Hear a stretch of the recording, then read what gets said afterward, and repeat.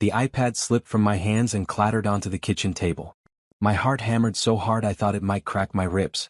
There on the screen, bright as day, was a confirmation email for a luxury resort in Bali. 2 adults. Premium ocean view villa. Couples massage package. Romantic beachfront dinner for 2. The reservation name read, Trevor Harrison and Vanessa Patterson. My hands shook as I picked up the device again, scrolling through the screenshots I'd accidentally stumbled upon while looking for Bailey's math worksheet. There were more. So many more. Text messages between Trevor and Vanessa, discussing what she should pack. A message about how, this will drive Naomi crazy when she finds out, followed by a laughing emoji. Another about how he couldn't wait to finally have a real vacation with someone who actually appreciates luxury. I sat frozen at the kitchen table, the Tuesday morning sun streaming through the window, highlighting the coffee cups and breakfast dishes like nothing had changed. But everything had changed. My entire world had just shattered, and I hadn't even finished loading the dishwasher. Mom, did you find my worksheet? Bailey called from the living room, her 8-year-old voice cutting through my shock. I quickly closed the iPad and pressed my palm against my chest, trying to steady my breathing. Give me a minute, baby. My mind raced backward, piecing together things I'd ignored. 3 weeks ago, Trevor had come home and announced he had a mandatory business conference in Asia. He worked in pharmaceutical sales and conferences weren't unusual, but something about this one had felt different.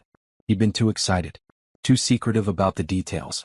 I stood up on shaking legs and walked to the sink, gripping the counter. Through the window, I could see our neighbor Mrs. Patterson watering her roses. Normal life continued everywhere except inside my chest, where everything was collapsing. Vanessa Patterson. His college girlfriend. The one he'd dated for 3 years before we met. The one whose Facebook friend request he'd accepted 6 months ago, claiming it was just old friends reconnecting. The one who had started commenting on his posts with inside jokes I didn't understand. The one I'd asked him about, only to be told I was being paranoid and insecure. I opened the iPad again with trembling fingers. I needed to see it all. I needed to know exactly what I was dealing with. The messages went back 4 months. 4 months of planning, flirting, and him complaining about me. She's let herself go since Bailey was born. She doesn't understand me anymore. Remember when we talked about going to Bali someday? Let's finally do it. My stomach turned. I'd gained 20 pounds after Bailey was born, sure, but I'd also been raising our daughter mostly alone while he traveled for work. I'd given up my career as an architect to support his promotion that required constant travel. I'd become the person he needed me to be, and apparently, that person wasn't good enough. Mom? Bailey appeared in the doorway, her braids bouncing. Are you okay? You look weird. I forced a smile and closed the iPad. I'm fine, sweetheart. Just remembered something I forgot to do. Let's find that worksheet. But I wasn't fine.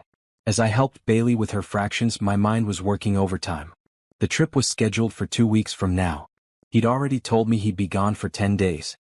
He'd already kissed me goodbye in advance, practiced his sympathetic face about having to miss Bailey's school play. He thought he was so clever. He thought I'd find out through social media or a neighbor's comment and come crawling back, jealous and desperate to win him back. He thought he could manipulate me into fighting for a marriage he'd already destroyed. As I sat there watching Bailey carefully work through her math problems, something cold and clear settled in my chest. Not heartbreak yet, that would come later. Right now it was something else. Something sharp and focused. Trevor wanted to play games. He wanted to make me jealous, to hurt me, to prove he still had power over my emotions. He wanted me to discover his betrayal and fall apart. But he'd made one crucial mistake. He'd underestimated me. I'd spent 8 years making myself smaller, quieter, and more convenient for him. I'd erased my own dreams to support his. I'd become so focused on being the perfect wife that I'd forgotten I was a whole person before I ever met Trevor Harrison. Looking at those messages, seeing how little he valued everything I'd sacrificed, something inside me shifted. The hurt was there, massive and threatening, but underneath it was something stronger. Anger, determination, and a clarity I hadn't felt in years. If Trevor wanted to take a luxury trip to Bali with his ex-girlfriend, fine. Let him go. Let him think he'd won. Because while he was sipping cocktails on a beach with Vanessa, I was going to plan the greatest disappearing act he'd ever seen. I wasn't going to fight for him. I wasn't going to scream or cry or beg. I wasn't going to give him the satisfaction of my jealousy or my pain. I was going to do something much better. I was going to leave. That night, I lay in bed next to Trevor, listening to him breathe. He was scrolling through his phone, probably texting Vanessa, while I pretended to read a book. The words blurred on the page. I couldn't focus on anything except the weight of what I knew. "You're quiet tonight," Trevor said without looking up from his screen. "Everything okay?" I marked my page and set the book down. "Just tired. Bailey had a lot of homework." He wasn't really listening. He never really listened anymore. I studied his profile in the lamplight. When had I stopped seeing him clearly? He was handsome, that hadn't changed. Tall, fit, with the kind of confident smile that made people trust him. That smile had sold me on forever when I was 25 and fresh out of graduate school. "When do you leave for your conference again?" I asked, keeping my voice casual. "Week from Thursday." "I told you already." There was an edge of irritation in his voice. "I'll be gone 10 days. Maybe 11 if the meetings run long." "Right. Isha." "Which city again?" "Singapore." The lie came so easily to him. "Big pharma conference.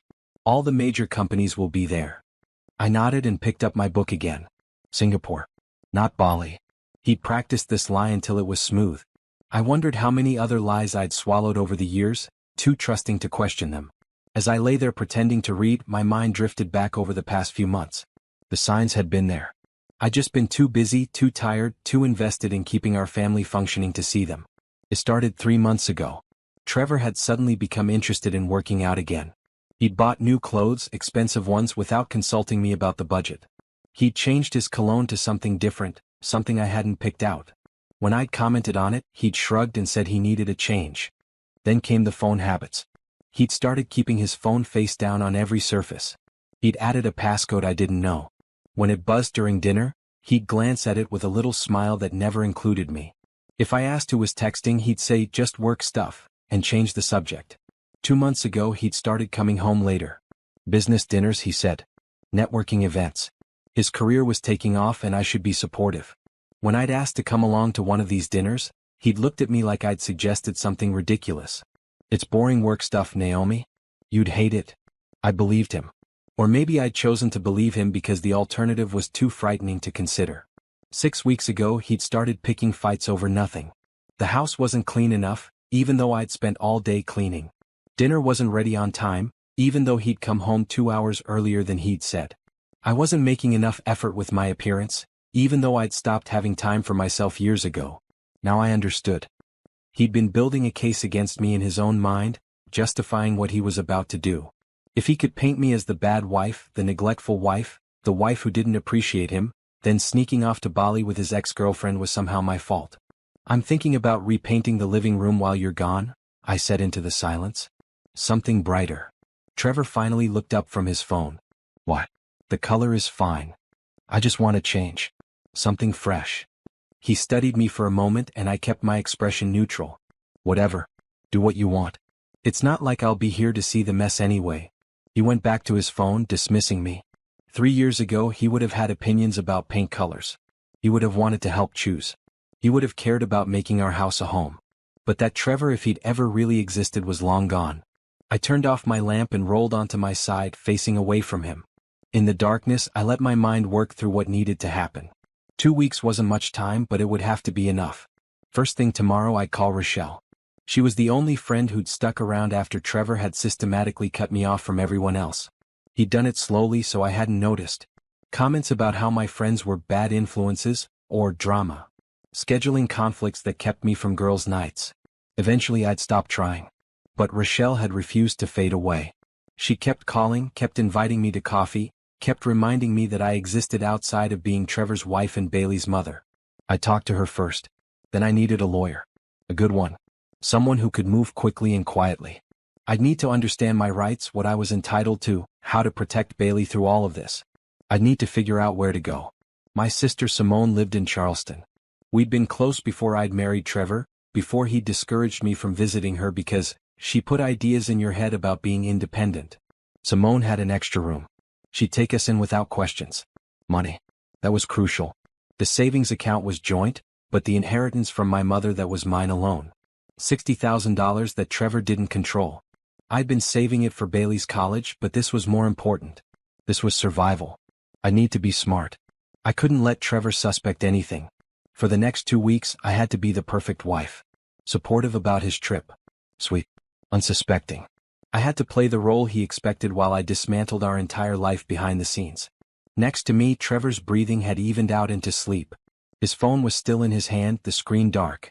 I wondered if Vanessa was lying awake too, excited about their romantic getaway. Did she know he was married? Did she care? It didn't matter. She could have him. They deserved each other. What mattered was Bailey. What mattered was getting out before Trevor's cruelty damaged me beyond repair. What mattered was teaching my daughter that women don't stay with men who treat them like they're disposable. I'd loved Trevor once. Really loved him. I'd believed in us, in our future, in the life we were building. I'd shaped myself into what he wanted, thinking that's what marriage meant. But lying there in the dark, I realized something. The person I'd become in this marriage wasn't who I really was. She was who Trevor needed me to be: small, dependent, grateful.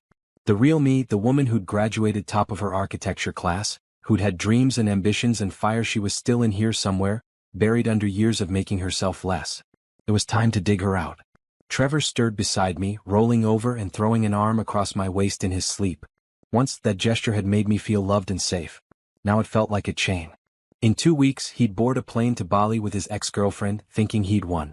Thinking he'd successfully hurt me, made me jealous, and put me in my place.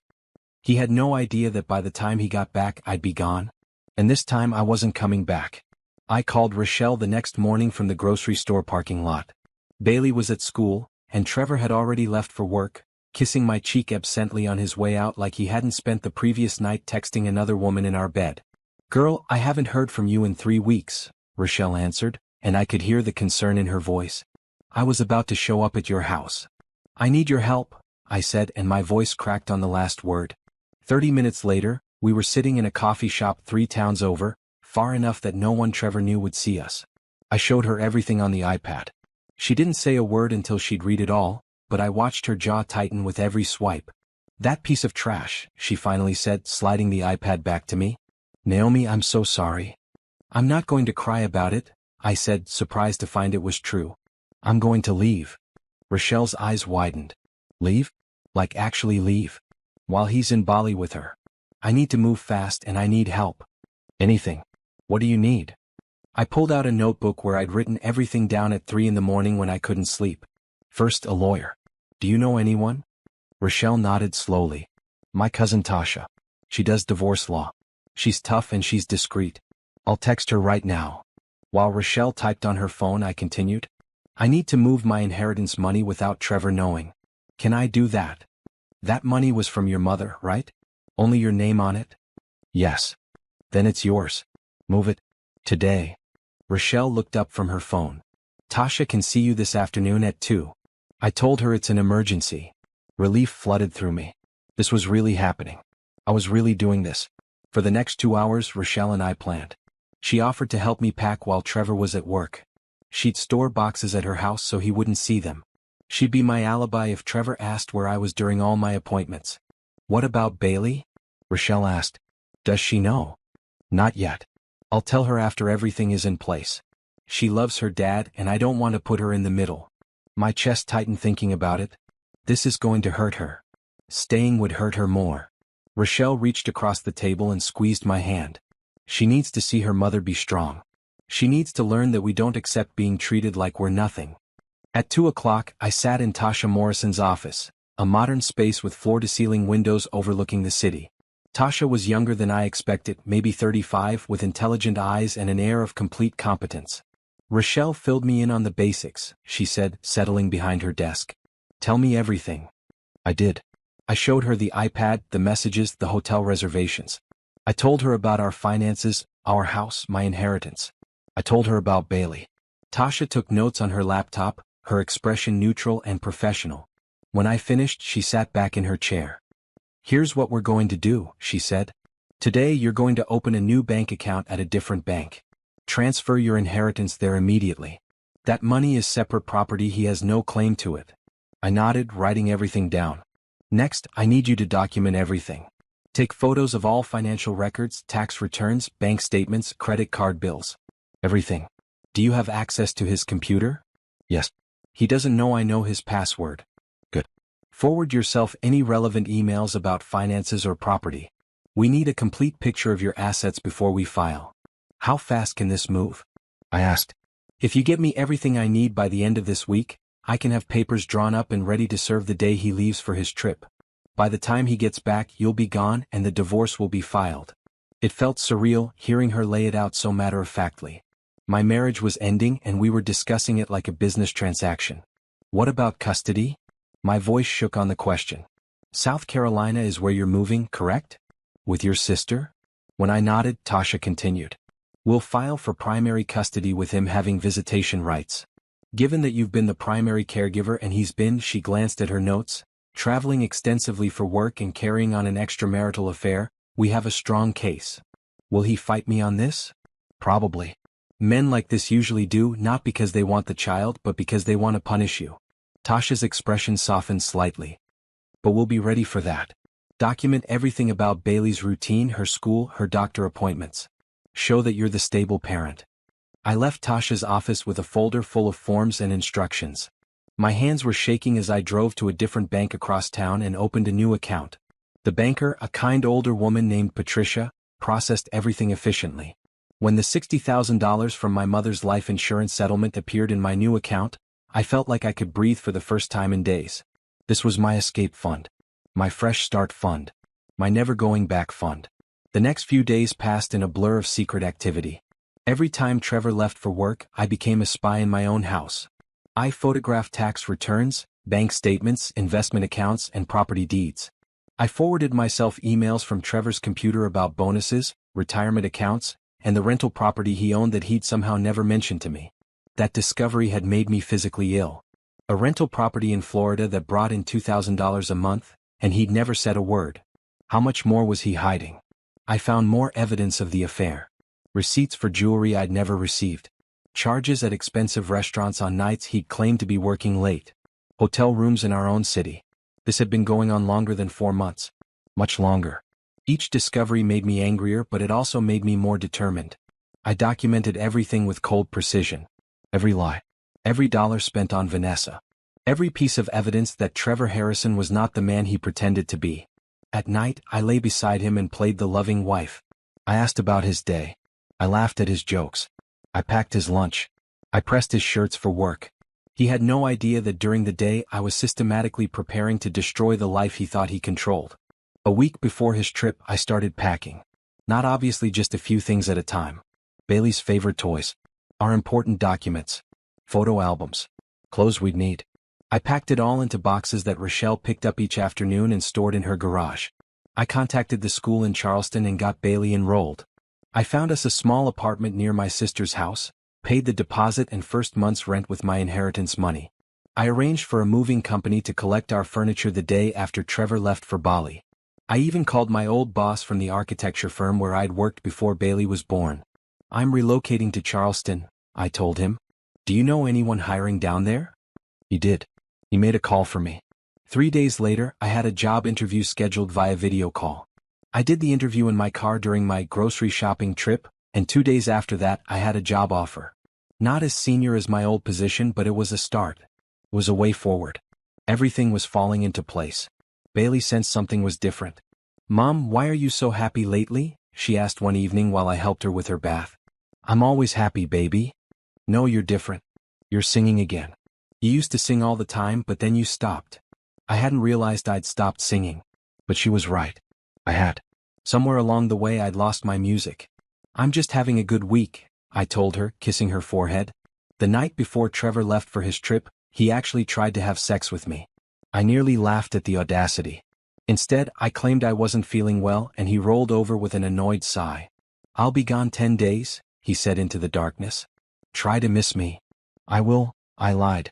But inside I was counting down the hours until my freedom began. Trevor's alarm went off at 4 in the morning. His flight to Singapore left at 7, and he wanted to beat the traffic to the airport. I'd barely slept, adrenaline keeping me alert and focused. I got up with him and made coffee, playing my part one last time. He was in an unusually good mood, humming as he showered and dressed. Why wouldn't he be? He was about to spend 10 days in paradise with his ex-girlfriend while his unsuspecting wife stayed home with their child. I'm going to miss you, he said, pulling me into a hug in the kitchen. He smelled like the expensive cologne he'd bought for Vanessa. Hold down the fort while I'm gone. Of course, I said against his chest. Have a safe flight. I'll text you when I land. Another lie. He wouldn't text me. He'd be too busy with Vanessa. Bailey was still asleep when he left.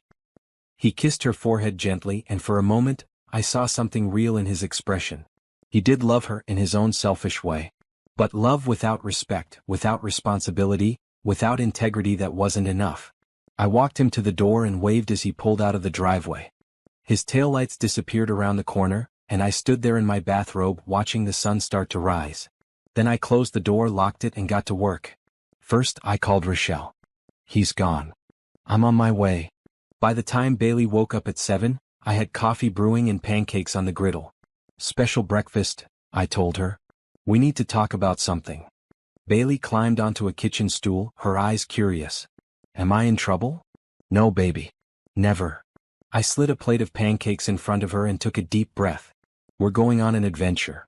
What kind of adventure? We're going to move to Charleston to live near Aunt Simone for a while.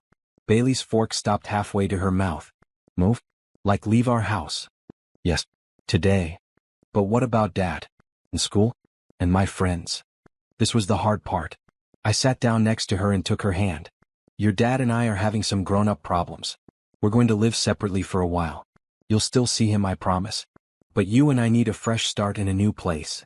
Is it because of me? Her voice was small and my heart cracked. No, sweetheart. This has nothing to do with you. You are perfect. This is about grown-up stuff that I'll explain more when you're older. But I need you to trust me, okay? This is going to be good for us. Bailey was quiet for a long moment, processing. Then she asked, will I like Charleston? I think you're going to love it. Aunt Simone lives near the beach. Your new school has an amazing art program. And we're going to have our own place, just you and me. Can I bring all my stuffed animals? I smiled through the tears threatening to fall. Every single one. By the time Rochelle arrived at 8, Bailey was cautiously excited about the move. Kids were resilient like that, especially when they didn't know the full truth yet. The rest of the morning was organized chaos. The movers arrived at 9 to collect the furniture. I'd selected my grandmother's dining table that Trevor had always hated, the bookshelf I'd bought before we got married, Bailey's bedroom set, and boxes of kitchen items. Everything that was mine or Bailey's. I left him the couch he'd picked out, the TV he loved more than he loved me, and the bed where he'd lain next to me while texting another woman. I left the house clean and empty. Not out of respect for him, but because I refused to let him paint me as bitter or cruel. The divorce papers sat in an envelope on the kitchen counter, propped against the coffee maker he'd use when he got home. By noon we were done. The house that had been my home for 8 years looked hollow and strange with half its furniture gone. Bailey wandered through the empty rooms, saying goodbye to each one. Can we drive by my school? She asked. I want to say goodbye. We did. We drove slowly past her school, past the park where she'd learned to ride a bike, past the library where we'd spent countless Saturday mornings. Bailey pressed her hand against the window, and I knew she was trying to memorize it all. Change is scary, I told her as we drove. But sometimes it's necessary. And sometimes, it leads us to something better. Are you scared, Mom? Terrified, I admitted. But I'm doing it anyway. Rochelle followed us to the airport in her car so she could drive Bailey's car back and sell it for me later. At the terminal, she hugged me so tight I could barely breathe. You're the bravest person I know, she whispered. Call me when you land. Thank you for everything. For not letting me disappear. That's what real friends do. Our flight to Charleston left at 3.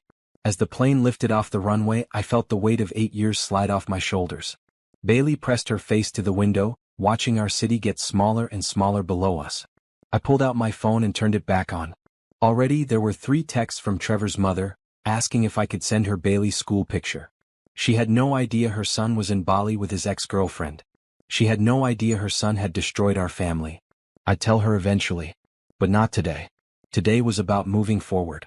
I opened my email and found a message from the process server Tasha had hired. Papers delivered to residents at 12 p.m. Photograph attached showing envelope placement as requested. It was done. The papers were waiting. By the time Trevor touched down in Bali and checked his phone, he'd have a message from our home security system showing the movers, showing Rochelle and me carrying boxes, showing his life being dismantled while he was 30,000 feet in the air. I wondered what his face would look like when he realized. Would he panic? Would he call Vanessa and ruin their trip? Would he understand finally that actions had consequences? Part of me hoped it destroyed their vacation. Part of me hoped Vanessa saw who he really was, a man who would lie to everyone, including her. But mostly, I hoped I never had to think about either of them again. Mom? Bailey tugged on my sleeve. What are you thinking about? Our new life, I said and smiled. I'm thinking about how much better it's going to be. She leaned against my shoulder and I wrapped my arm around her. We were flying toward uncertainty, toward challenge, toward a future I couldn't quite see yet. But we were flying toward freedom. And that was worth everything. The plane touched down in Charleston at 6 in the evening. The airport was smaller than the one we'd left behind, less overwhelming. Bailey held my hand tight as we walked through the terminal, our carry-on bags bumping against our legs. There they are. Simone's voice rang out above the crowd. My sister pushed through the people waiting at arrivals and swept Bailey up into a hug, then pulled me in too. Simone was 2 years older than me with the same dark brown skin and bright eyes, but where I'd learned to make myself small, she'd never dimmed her light for anyone. I can't believe you finally did it, she whispered in my ear. I'm so proud of you. The drive to her house took 20 minutes. Bailey chattered the whole way, asking questions about the beach, about her new school, about everything. Simone answered patiently, making silly jokes that had Bailey giggling in the back seat. I watched the city pass by through the window. Charleston was different from what we'd left behind. The streets were lined with palm trees and old houses with wide porches. The air smelled like salt water and possibility. Everything felt lighter here, brighter. Or maybe that was just freedom. Simone lived in a cozy house painted blue with white shutters. She'd set up the guest room for Bailey with fresh sheets and some stuffed animals from her own childhood. Until your furniture arrives, she explained. Bailey explored the house while Simone made us tea in her kitchen. How are you really doing? She asked once we were alone. I don't know yet. It doesn't feel real. Has he called? I checked my phone. 7 missed calls. 12 texts. I didn't open them. Yeah. I'm not answering. Good. Let him panic. Simone poured hot water over tea bags. Your furniture gets here tomorrow? Late morning. And I can move into the apartment on Saturday. Stay as long as you need. It's nice having you here. She handed me a mug. I missed you, Naomi. I missed my sister. Trevor took you away from me. I let him. Don't do that. Don't blame yourself for what he did. He isolated you on purpose. That's what people like him do. They cut you off from everyone who might tell you the truth. She was right. Looking back, I could see it clearly. The way he'd discouraged me from visiting Simone. The way he'd made me feel guilty for spending time with friends. The way he'd convinced me that being a good wife meant centering my entire life around him. That night, Bailey fell asleep quickly, exhausted from the day. I lay in the other guest room bed, staring at the ceiling, listening to my phone buzz over and over with Trevor's calls. Finally, at 10 o'clock, I opened his texts. Where are you? Naomi, answer your phone. What the hell is going on? Why are movers at our house? I came home to divorce papers. This is insane. Call me now. You can't just take Bailey without telling me. That's kidnapping. Fine. Be childish. I'll fly back tomorrow and we'll sort this out. I nearly laughed at that last one. He was in Bali with Vanessa and he was calling me childish. I typed out one response. My lawyer will be in contact. Do not call me again. All communication goes through her from now on. Then I blocked his number. My phone immediately rang. Vanessa calling from Trevor's phone. I blocked that too. Finally, silence. I pulled up Tasha's number and sent her a text. He knows. He's threatening to fly back early. Says I kidnapped Bailey. Her response came quickly. Document everything. Save all texts and voicemails. He can't prove kidnapping. You have every right to relocate with your child when you're the primary caregiver. Don't respond to him. Let me handle it. I fell asleep feeling safer than I had in years. The next morning, I woke to sun streaming through unfamiliar windows. For a moment, I forgot where I was. Then it all came back, and instead of dread, I felt something close to excitement. Bailey and I walked to a nearby diner for breakfast. The morning was cool and pleasant, so different from the harsh winters I'd left behind. We ordered pancakes and orange juice, and Bailey told me about the dream she'd had about dolphins. Can we go to the beach today? She asked. The movers are coming. How about tomorrow? Okay. Mom? She looked at me seriously. Are you and Dad going to get divorced? There it was. The question I'd known was coming. I put down my fork and reached for her hand. Yes, baby. We are. Because he did something bad? Because we're not good together anymore. Sometimes people change, or maybe they were never as good together as they thought. Your dad and I, we want different things now. Will I still see him? Of course. He's your father and he loves you. You'll visit him and he'll call you. That won't change. She nodded slowly, processing. Keisha from my old school, her parents are divorced. She has 2 bedrooms and 2 Christmases. She says it's not that bad. Kids, I thought. They surprise you with their resilience. The movers arrived at 11 with our furniture. Simone and I directed them while Bailey played in the yard. By 2 o'clock, our things were safely in storage until the apartment was ready. That afternoon, I had my video interview with the architecture firm where I'd be starting work. I set up my laptop in Simone's dining room, made sure my hair looked professional, and took a deep breath before clicking the link. The interview went well. The hiring manager, a woman named Patricia Chin, I stopped mid-thought. Chin was on my no-use list. I couldn't use that name. Let me revise. The hiring manager, a woman named Patricia Foster, was warm and encouraging. We talked about my past projects, my design philosophy, and my reasons for relocating. I'm looking for a fresh start, I told her honestly. I gave up my career when my daughter was born, and I'm ready to reclaim that part of myself. We love that, Patricia said. And we believe in supporting working mothers here. We have flexible hours and a great childcare referral network. The call ended with her promising to send over the formal offer letter by Monday. I closed my laptop and sat there for a moment, letting it sink in. I had a job. I had a future. I had a plan. My phone buzzed with an email from Tasha. Trevor's attorney has been in touch. He wants to negotiate custody. We have a meeting scheduled for next week via video conference. Prepare yourself, this is going to get ugly. I'd expected that. Men like Trevor didn't lose control gracefully. That evening, Simone, Bailey, and I had dinner on her back porch. The sun set in shades of pink and orange, and the air was full of the sound of crickets and distant music from a neighbor's house. To new beginnings, Simone said, raising her glass of lemonade. Bailey and I clinked our glasses against hers. To new beginnings. Later, after Bailey was asleep, Simone and I sat on her porch swing with glasses of wine. How long did you know it was bad? She asked. I think I always knew a little. But I kept thinking I could fix it. That if I was better, more patient, more understanding, he'd go back to being the man I married. Was he ever that man? I thought about it. Really thought about it. I don't know. Maybe I invented him. Maybe I saw what I wanted to see. You deserve better than what he gave you. I deserve better than what I accepted, I corrected. That's the part one have to own. I stayed longer than I should have. I made myself smaller than I needed to be. But you left. That's what matters. She was right. I'd left. I'd saved myself and Bailey. I'd chosen the hard, scary path instead of the familiar, painful one. That was worth celebrating. The next day was Saturday, moving day. The apartment I'd rented was small but bright, with big windows and hardwood floors. It was on the second floor of an old house that had been converted into units, with a shared yard where Bailey could play. We spent the day unpacking and arranging furniture. Bailey chose which wall she wanted her bed against and helped me hang up her drawings. Simone brought over groceries and helped me stock the kitchen. By evening it actually looked like a home. Not the showplace I'd maintained for Trevor, where everything had to be perfect. This was cozy and lived in, with Bailey's toys scattered on the living room floor and my books stacked on shelves. That night, Bailey and I ate pizza sitting on the floor because I hadn't unpacked the dining table yet. She told me about the kids she'd seen playing in the yard, how she hoped they'd be her friends. I like it here, she said. It feels like us. It is us. Just us. After she went to bed, I stood in the middle of my new living room and looked around. Nothing here belonged to Trevor. Nothing here held memories of arguments or silence or loneliness. This was mine. I pulled out my phone and unblocked Trevor's number just to see what I'd missed. 43 text messages. 21 voicemails.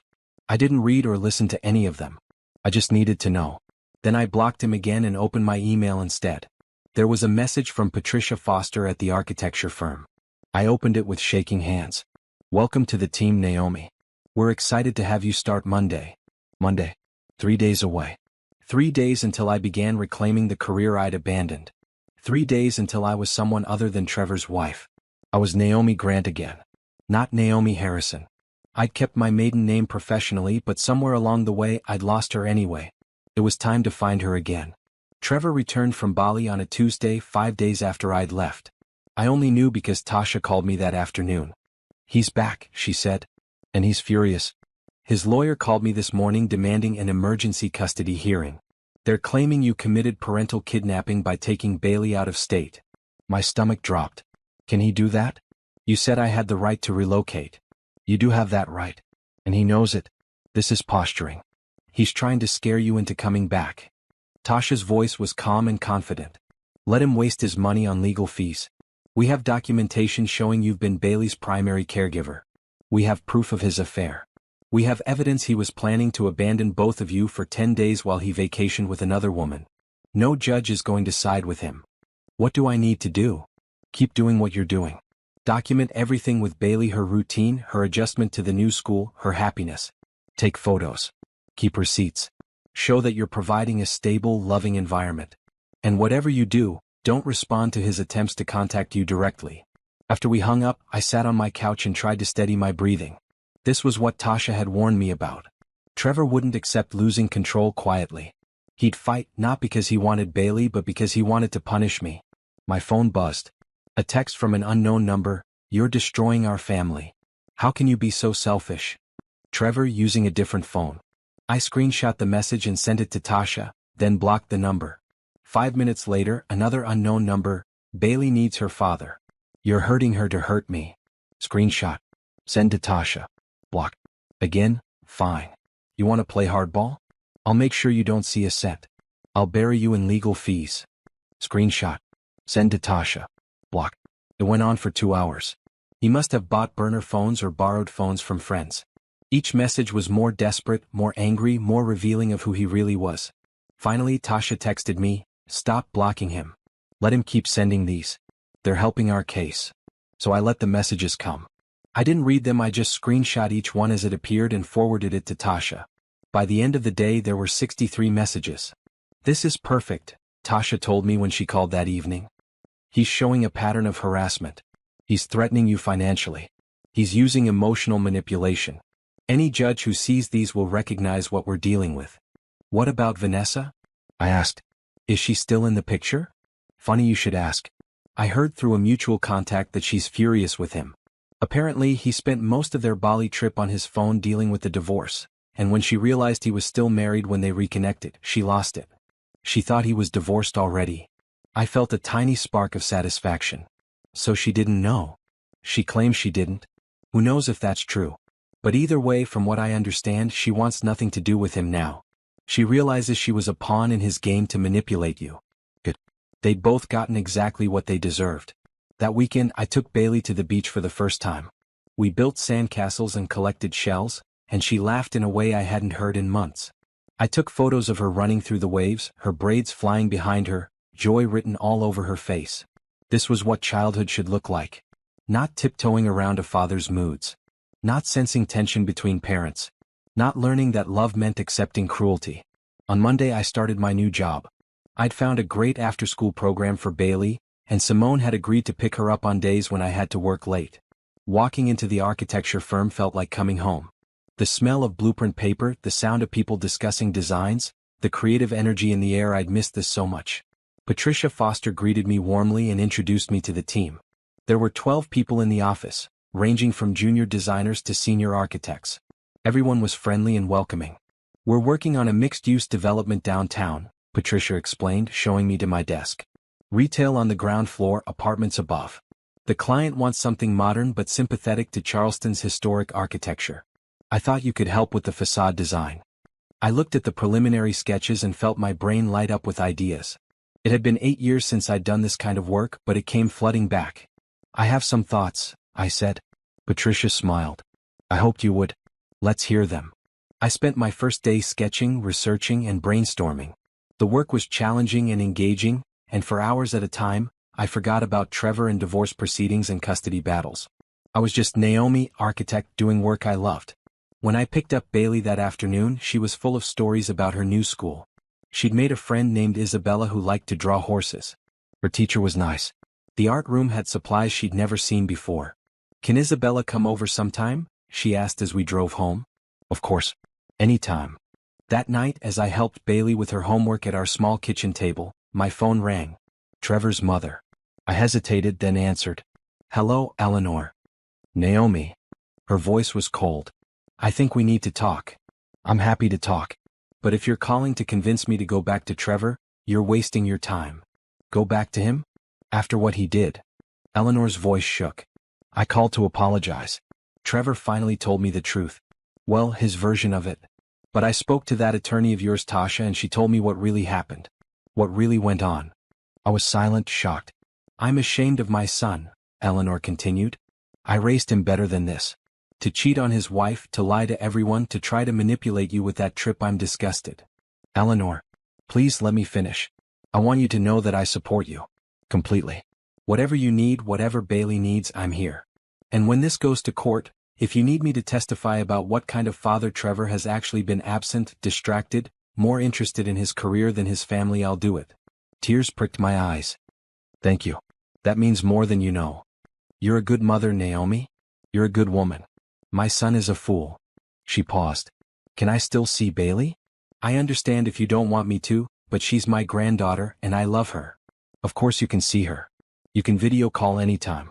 And when things settle down, visits too. You didn't do anything wrong. After we hung up, I sat for a moment, processing. Trevor's own mother had sided with me. The woman who'd raised him, who knew him better than anyone, had looked at the situation and chosen me. That night, I let myself cry for the first time since I'd found those screenshots. Not for Trevor, I didn't miss him at all. Not for my marriage that had been dead longer than I'd wanted to admit. I cried for the years I'd lost. For the version of myself I'd buried. For the energy I'd wasted trying to fix something that was never going to work. But when the tears stopped, I felt lighter. Cleaner. Ready. The next morning, Tasha called with news. Trevor's attorney has agreed to mediation. They've dropped the kidnapping claims. They knew those were going nowhere. Now they want to negotiate custody and assets. When? 2 weeks. Video conference. I'll prepare you for everything. 2 weeks. 2 weeks until I'd have to see Trevor's face again, even if just on a screen. 2 weeks until we'd divide up 8 years of marriage like splitting the check at a restaurant. I'm ready, I told her. And I was. 3 months passed in a blur of work, parenting, and slowly building a life I'd never imagined possible. The divorce mediation had been brutal. Trevor tried to fight me on every asset, every decision, every detail. But Tasha had been brilliant, and his own behavior had worked against him. The messages, the harassment, the affair, his abandonment of parental duties, it all added up to a picture no mediator could ignore. In the end, we'd reached an agreement. I got primary custody with Trevor having Bailey every other weekend and alternating holidays. I got half the house proceeds when it sold. I got half his retirement account. I got child support that would actually help Bailey have the life she deserved. And most importantly, I got out. The divorce wouldn't be final for another 3 months, but the hard part was over. Now I could focus on building instead of escaping. My job at the architecture firm was going better than I'd dared hope. My facade design for the downtown development had impressed the clients so much that they'd requested I stay on the project through completion.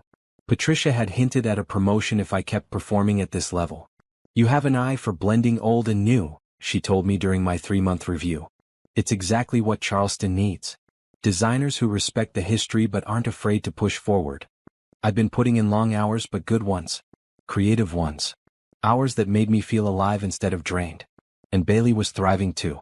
She loved her school, had 3 close friends now, and had joined an art club that met on Wednesdays. The biggest change, though, was in me. One Saturday morning, I woke up early and looked at myself in the bathroom mirror. Really looked. The woman staring back at me was different from the one who'd discovered those screenshots 4 months ago. I'd lost weight without trying, not from stress, but from moving more, from having energy again. I'd cut my hair into a short natural style that I'd always wanted, but Trevor had discouraged. I prefer long hair on women, he'd always said, so I'd kept it long. Now it was short, shaped close to my head, and I loved it. It made me look strong. I looked like myself again. That afternoon I took Bailey shopping. Not to the discount stores where I'd learned to stretch Trevor's allowance for household expenses. He'd controlled all our money so tightly. No, I took her to nice stores and I let her pick out clothes she actually liked instead of the practical, boring things I'd defaulted to. We bought bright colors and fun patterns. We bought silly socks with rainbows. We bought a dress for her that was completely impractical but made her feel like a princess. Then I shopped for myself. Really shopped for the first time in years. I tried on clothes and styles I'd forgotten I liked. Bold prints. Well-tailored blazers. Dresses that showed I had a shape. Shoes that weren't just sensible. In the dressing room, trying on a red dress that hugged my curves, I almost didn't recognize myself. When had I started dressing like I was trying to disappear? When had I decided that being a wife and mother meant erasing my own style? I bought the red dress. I bought the blazers. I bought the shoes. Bailey and I came home with shopping bags and silly grins, and we had a fashion show in the living room trying on our new clothes and taking photos. "You look so pretty, Mom," Bailey said, and there was something in her voice. Wonder maybe. Like she was seeing me clearly for the first time too. That week, I joined a professional women's networking group that met monthly at a downtown restaurant. I'd seen the flyer at work and had almost dismissed it. I didn't have time for networking, did I? But then I'd thought about the old Naomi, the one who'd been ambitious and social and unafraid to put herself out there. She would have gone. So I went. The group was 15 women from various industries: architects, lawyers, doctors, business owners, teachers. We met for dinner and conversation, sharing advice and contacts and support. I sat next to a real estate developer named Veronica who immediately started asking about my work. "We need good architects in this city," she said. "Everyone wants to build, but they want to do it cheap and fast. We need people who care about quality." By the end of the evening, she'd asked for my card and promised to send some clients my way. I drove home feeling energized, alive, connected to the world in a way I'd forgotten was possible. When had I become so isolated? I could trace it back year by year. Trevor discouraging me from girls' nights because we should spend our free time together as a family. Trevor making faces when I mention work friends because they're not really your friends, they're just colleagues. Trevor creating distance between me and everyone except him until he became my whole world. And when your whole world is one person, they have all the power. Never again. I started saying yes to things. Coffee with coworkers. Playdates with other moms from Bailey's school. A book club Simone invited me to. A beginner's yoga class at a studio near my apartment. My calendar, once empty except for Bailey's activities and Trevor's schedule, filled up with my own life. One evening, after a particularly good day at work, I came home to find Bailey doing homework at the kitchen table while Simone cooked dinner. "Your sister's taking over?" Simone joked. I showed up with groceries and she told me she was making dinner for all of us. Bailey beamed with pride. "I'm making spaghetti. It's easy." I watched my daughter confident, happy, independent, and felt grateful. She was seeing what a healthy life looked like. She was learning that women could be complete on their own. That weekend was Trevor's first visit with Bailey since the mediation. He'd rented an apartment in the city where we used to live, and Bailey would fly out Friday after school and come back Sunday evening. I'd been dreading this moment. Not because I'd miss Bailey, I knew I would, but because I'd have to communicate with Trevor again. The exchange happened at the Charleston airport. Trevor flew in to pick her up, and I waited at the terminal with Bailey, my stomach in knots. When Trevor appeared, I barely recognized him.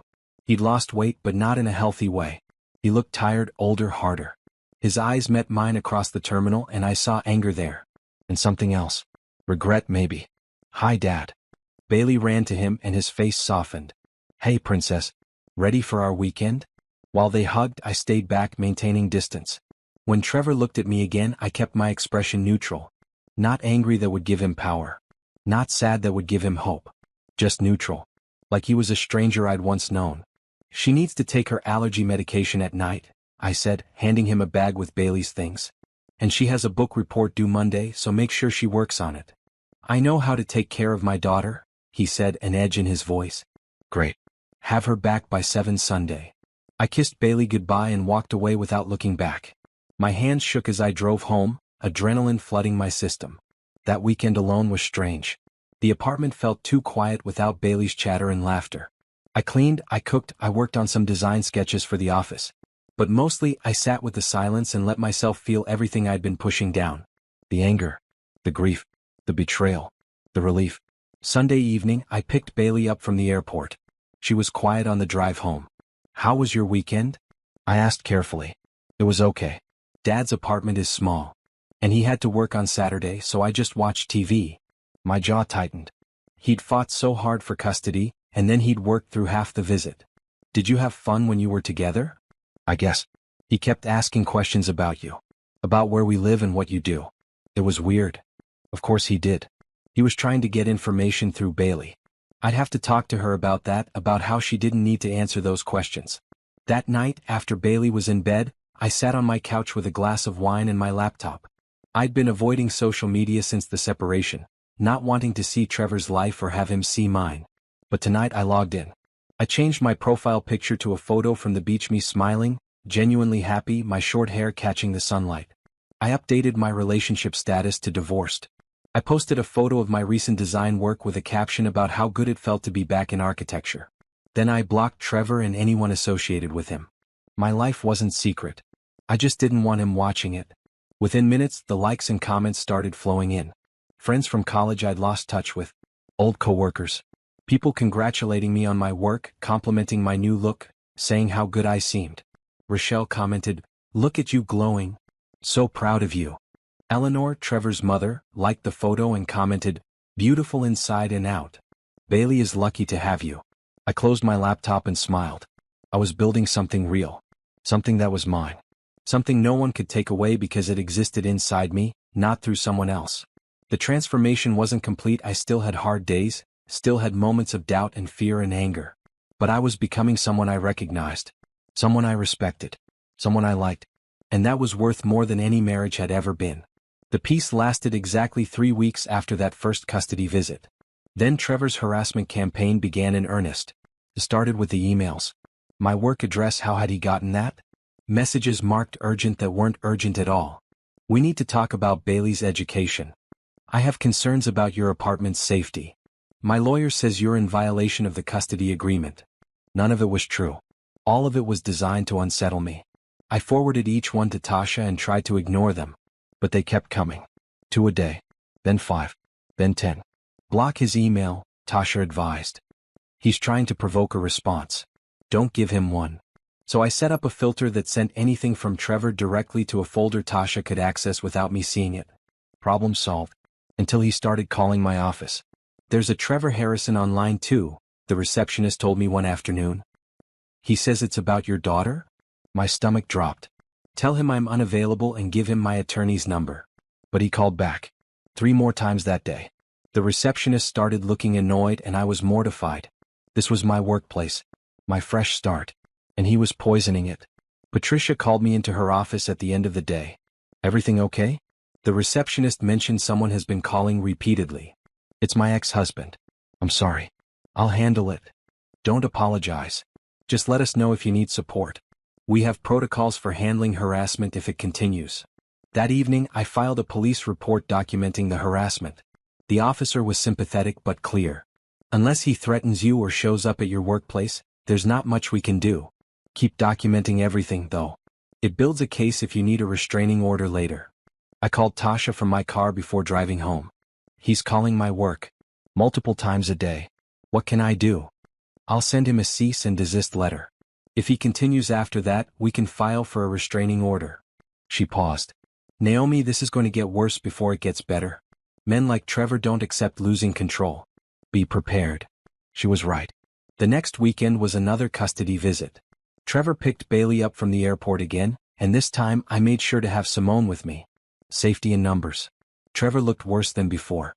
He'd been drinking. I could smell it on him even from a distance. His clothes were wrinkled, his hair uncombed. "Naomi, please," he said as Bailey ran ahead to the bathroom. "Can we just talk?" "No. All communication goes through our attorneys." "That's ridiculous. We were married for 8 years. We have a child together. We should be able to talk like adults." "Adults don't cheat on their wives and then harass them at work." His face darkened. "I've apologized for that. What more do you want?" I stared at him, genuinely confused. "You've never apologized." "Not once. I've sent you dozens of emails. None of them contained an apology. They contained excuses, demands, and manipulation." Bailey came back before he could respond. I kissed her goodbye, told Trevor to have her back on time, and walked away. Simone was shaking with anger as we drove off. The audacity of that man. "I've apologized. He's rewritten history in his own mind." That night I couldn't sleep. Something felt wrong. I checked my phone obsessively, worried about Bailey being with Trevor when he'd been drinking. At 11 o'clock my phone rang. Bailey's number, the phone I'd given her for emergencies. "Mom?" Her voice was small and scared. "Can you come get me?" I sat up straight. "What's wrong, baby? Are you okay?" "Dad won't stop talking about you. He's saying mean things and crying. It's scary." Rage flooded through me, white-hot and clarifying. "Where are you right now?" "In the bathroom." I locked the door. "Good girl. Stay there. I'm calling someone to help, okay? Don't unlock the door until a police officer comes." I called 911 while simultaneously texting Tasha. 20 minutes later she called me back. Police are at Trevor's apartment. Bailey is safe. They're bringing her to the precinct and you can pick her up there. I drove faster than I should have, Simone beside me having insisted on coming. At the police station, a kind officer brought Bailey out. She ran into my arms crying. I want to go home. I don't want to visit Dad anymore. I know, baby. I know. The officer explained that Trevor hadn't been arrested, he hadn't done anything illegal. But they documented the incident and recommended he seek counseling before Bailey visited again. Trevor showed up at the station 20 minutes later, wild-eyed and desperate. This is ridiculous. I was just emotional. I didn't hurt her. You scared her, I said coldly. You put your need to vent about me above her need to feel safe. You're turning her against me. No. You're doing that yourself. I took Bailey home and she slept in my bed that night, curled against me like she used to when she was smaller. I stayed awake watching her sleep, my mind racing with protective fury. The next morning, Tasha called with a plan. We're filing an emergency motion to modify custody. Trevor's behavior at the police station, combined with the months of harassment and his drinking, we have grounds to suspend his visitation pending a psychological evaluation. Will it work? Given that he frightened Bailey badly enough that she called 911? Yes, I think it will. For the next 2 weeks, Trevor escalated. Gifts showed up at our apartment, expensive toys for Bailey, jewelry for me, flowers with notes begging for another chance. I documented everything and refused delivery on all of it. He created fake social media accounts to message me. I blocked each one and reported them. He showed up at Simone's house looking for me. She called the police and they escorted him away with a warning. Finally, on a Tuesday afternoon 3 weeks after the police station incident, Tasha called with news. The judge granted our motion. Trevor's visitation is suspended pending a psychological evaluation and completion of counseling. And we got the restraining order. He's not allowed within 500 feet of you, Bailey, or your workplace. I sat down hard, relief making my legs weak. It's over? The harassment part is. He violates this order, he goes to jail. As for the rest, we still have to finalize the divorce and eventually he'll probably get some form of visitation back. But for now, you and Bailey are safe. That night I told Bailey the news. You don't have to see Dad until you're ready. And when you do see him, he'll have had help to be better. What if I'm never ready? Then we'll deal with that. Your feelings matter, baby. You get to decide what kind of relationship you want with him when you're older. She hugged me tight. I just want it to be us. Just me and you and Aunt Simone. Is that bad? No, sweetheart. That's not bad at all. Over the next few weeks, the harassment stopped completely. Trevor finally seemed to understand that there were consequences for his actions. Or maybe he was just tired of fighting. Either way, the silence was beautiful. I changed my phone number and email address, giving the new ones only to people I trusted. I updated all of Bailey's school and medical records to reflect the custody arrangement and restraining order. I took Bailey to a child therapist to help her process everything she'd witnessed and experienced. The therapist was wonderful, helping Bailey understand that her father's behavior wasn't her fault and giving her tools to express her feelings safely. Slowly, the tension I'd been carrying for months began to ease. I slept better. I laughed more. I stopped jumping every time my phone rang. One evening, about a month after the restraining order was granted, I was cooking dinner when Bailey looked up from her homework. Mom? Are you happy now? I thought about it. Really thought about it. Yeah, baby. I am. Me too. She went back to her work, satisfied. And I realized it was true.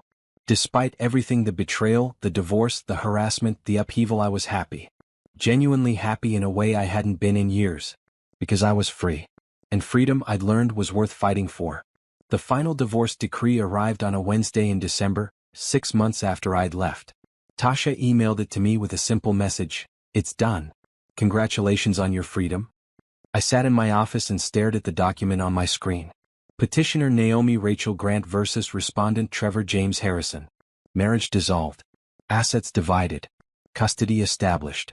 It was over. Really, truly over. That evening, Simone came over with champagne and Bailey's favorite takeout. We celebrated quietly. Bailey didn't need to know all the details, but she understood that the divorce was final, that we were officially starting our new chapter. To Mom, Bailey said, raising her juice box. For being brave. We clinked our glasses together and I felt tears prick my eyes. Not sad tears. Grateful ones. The house in my old city had sold the week before. My half of the proceeds, plus my share of Trevor's retirement account and the settlement for his hidden assets, came to just over $200,000. Combined with what was left of my inheritance, I had a solid financial foundation.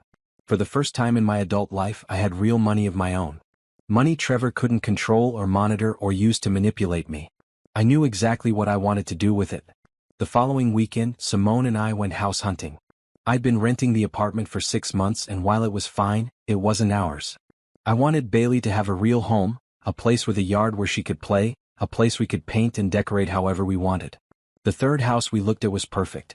A small bungalow near the water with 3 bedrooms, a bright kitchen, and a backyard with a live oak tree perfect for climbing. It needed work. The kitchen was outdated, the bathrooms needed updating, and the whole place could use fresh paint. But standing in that empty living room with sunlight streaming through the windows, I could see it. Our furniture arranged just right. Bailey's artwork on the walls. My books on shelves. A garden in the backyard. Oh, I love it, I told the real estate agent. I want to make an offer. 3 weeks later, the house was mine. Ours. The closing felt surreal, signing my name alone on the deed, no Trevor hovering over my shoulder, criticizing my decisions or making me doubt myself. This was mine. I'd bought it with my own money, chosen it with my own judgment, and signed for it with my own signature. We moved in right after Christmas. Bailey got to pick out paint colors for her new room. She chose a soft purple with white trim. I painted my room a deep teal that made me feel calm and confident. The living room got warm yellow walls that caught the morning light. Simone, Rochelle, who'd flown in to help, and I spent a week painting, unpacking, and arranging furniture. By New Year's Eve, the house actually looked like a home. That night, just Bailey and me, we made personal pizzas and watched movies on the couch. At midnight, we stepped into the backyard to hear the fireworks from downtown echoing across the water. New year, new house, new life, I said, hugging Bailey close. Best year ever, she declared. And honestly, she was right. January brought more good news. Patricia called me into her office with a smile. I'd learned to recognize something good was coming. The firm is promoting you to senior designer, she said. You've earned it. Your work on the downtown development project was exceptional, and the client specifically requested you for their next project. The promotion came with a substantial raise and the chance to work on larger, more complex projects. I'd been back in architecture for only 7 months and I was already moving up. Thank you, I said, trying to keep my voice professional even though I wanted to dance.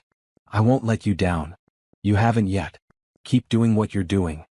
That evening, I took Bailey out for a celebration dinner at her favorite restaurant. As we ate, I told her about the promotion. Does this mean you're not sad anymore? She asked. About Dad. I was never really sad about Dad, I explained carefully.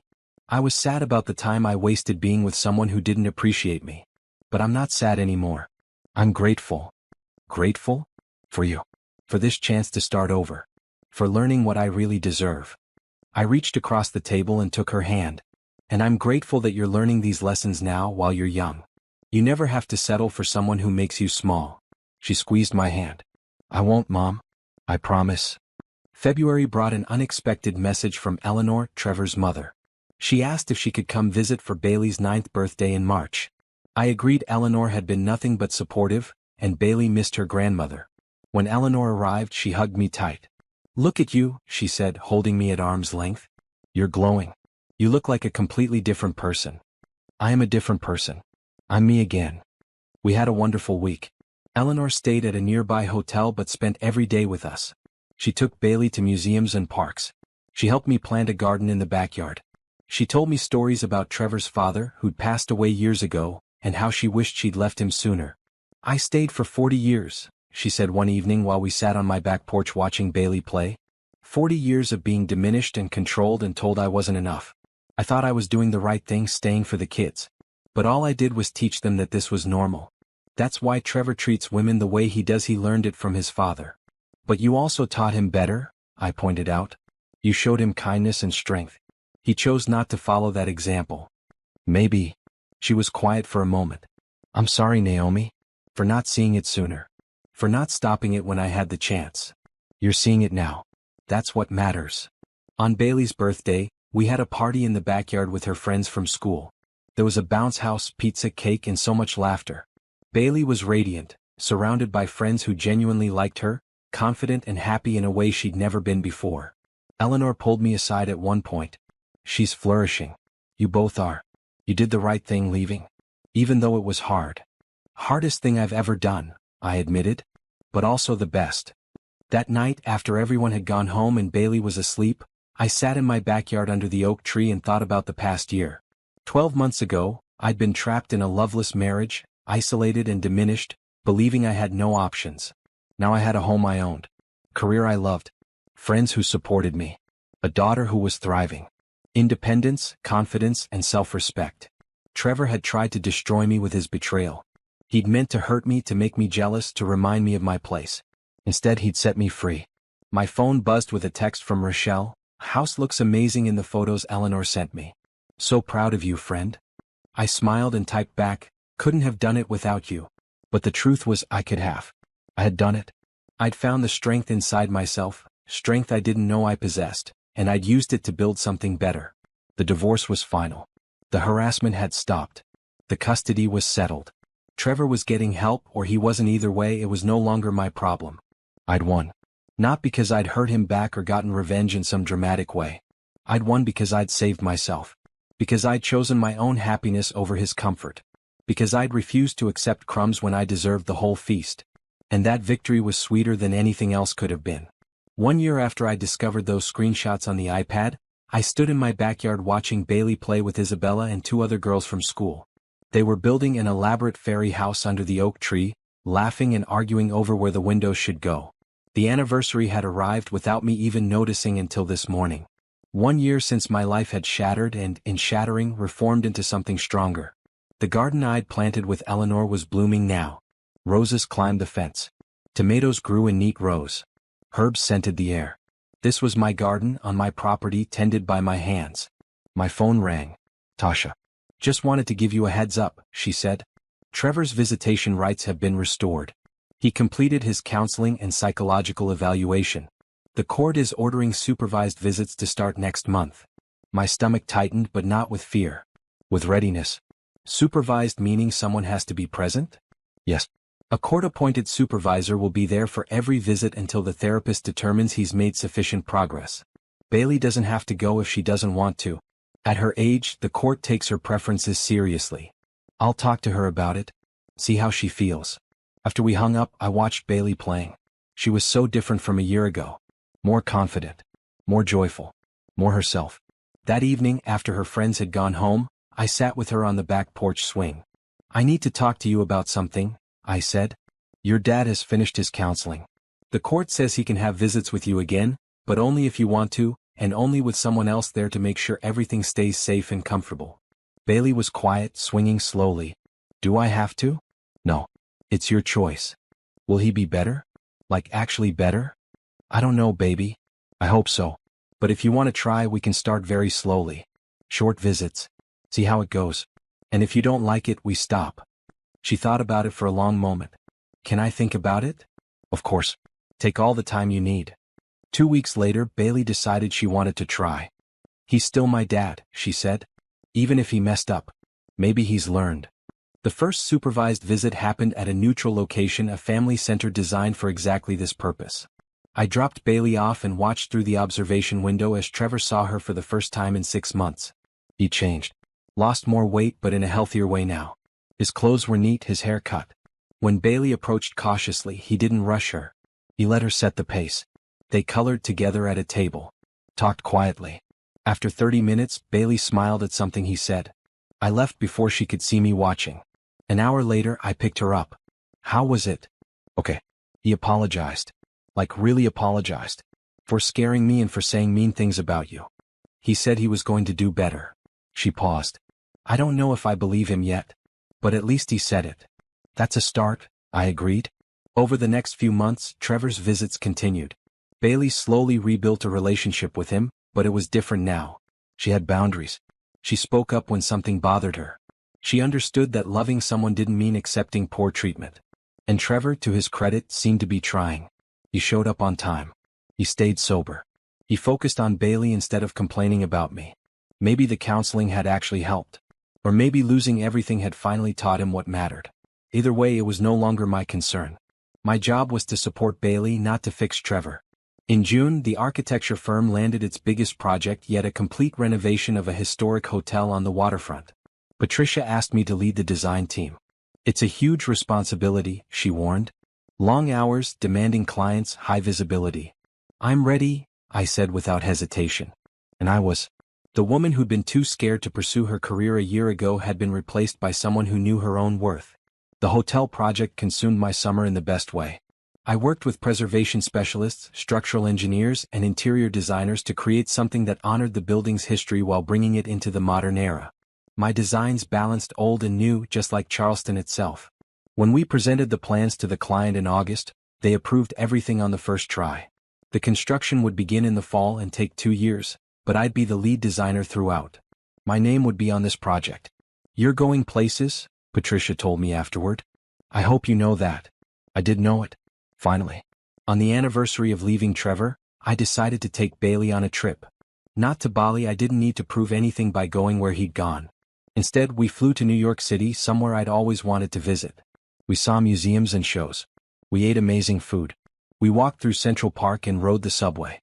We stayed in a modest hotel and made our own adventure, just the two of us. On our last night, we sat on the hotel bed eating pizza and looking at the photos we'd taken. This was the best trip ever, Bailey said. Better than anything Dad would plan. Why's that? Because it was real. Just us having fun. Not trying to make anyone jealous or prove anything. She looked at me seriously. That's what he was doing with that Bali trip, right? Trying to hurt you?